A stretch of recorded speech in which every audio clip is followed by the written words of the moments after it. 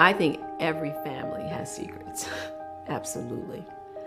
I believe that in our case, it was not a dark secret and not a troubling one. It was actually a good secret. Bridgett Davis knew from an early age never to speak publicly about her mother's work. We simply knew that for her protection, to make sure that she was able to stay in business and the authorities didn't find out about it, we had to keep that secret.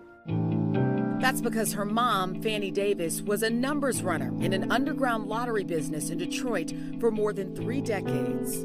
My dad couldn't keep steady work, and then he got ill as well, so my mom found herself in this precarious situation. My mom got into her own pretty unorthodox business. I would see her every day on the phone taking her customers' bets. That was like a daytime lullaby for me because it meant that everything was well in the world. Fannie ran the business from her home for 34 years until she died from cancer in 1992. And for years after, Bridgett struggled to tell people about her past. I couldn't say the thing that I was most proud of, how she had run this business and how she had supported us and given us all of these opportunities. So that got harder and harder as I got older.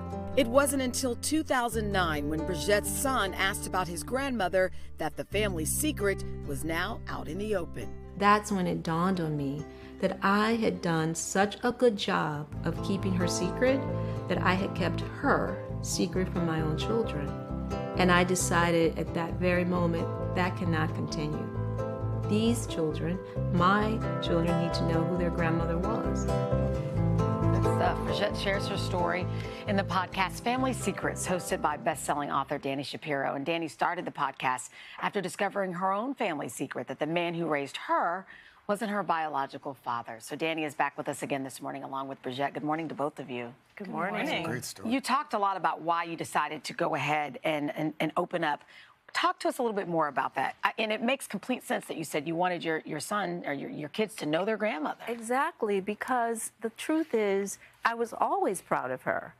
And yet, it's interesting with secrets, you know, you keep them and you keep all the good things that come along with that secret too. And so I found I wasn't talking about her at all. And that just didn't dawn on me until my son asked, well, what's grandma? What was she like?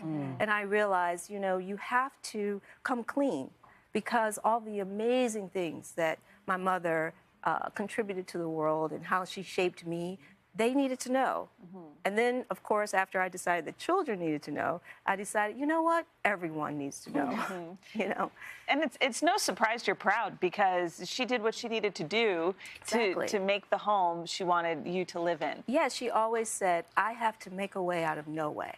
And so she decided this made sense. She didn't want to just survive. She wanted to thrive, and she wanted us to thrive. And so that was how she figured out a way to do it. Is it true that that her hustle still benefits the family financially? It is true, yes. I'm very fortunate. She had a pretty successful numbers running game. Yes. There was a story where I read, you tell me if this is true, you had a new pair of shoes, or you had a nice pair of shoes, and your teacher asked you how your mom was able to afford those, or what happened? So basically, I was in school one day, and my teacher said to me, you sure do have a lot of shoes. I thought, yes, that's true. And she said, you know what, before you sit down, name all the shoes you have. And I was only 6 years old. I was in the first grade.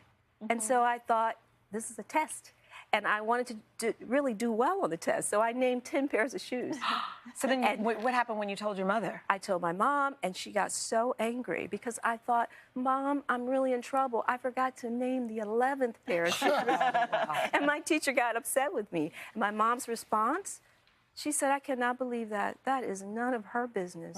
So she decided to take me, not back to school, to confront the teacher, but to Saks Fifth Avenue. To get another I got a beautiful pair of yellow shoes. Dani, you know, one of the things that really strikes me about this podcast is, you know, we all think that our family's kind of screwed up. And then you realize there are so many families out there that have secrets like this.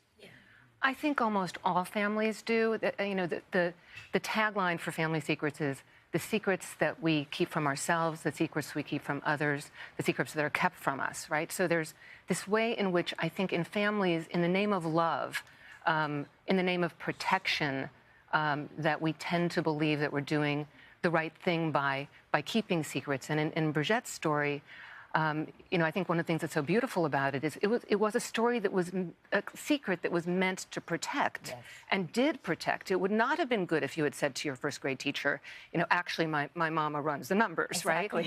And your family wouldn't have had the future that it did had you done that. But ultimately, all those years later, secrets did need to come out, because they always do, ultimately. And now it must feel good to brag on your mom. Oh, it's amazing to think I kept this secret because I was afraid of what people would think about her. And now everyone is saying to me that they're actually inspired by her story. So it's a kind of ironic thing, the power that secrets can bring. Once you tell them. Like Craig said, everybody has something. Everybody. Thank you guys both for being here. And you can hear more of this podcast or this story in Dani's podcast. It's called Family Secrets, available where you get your podcasts.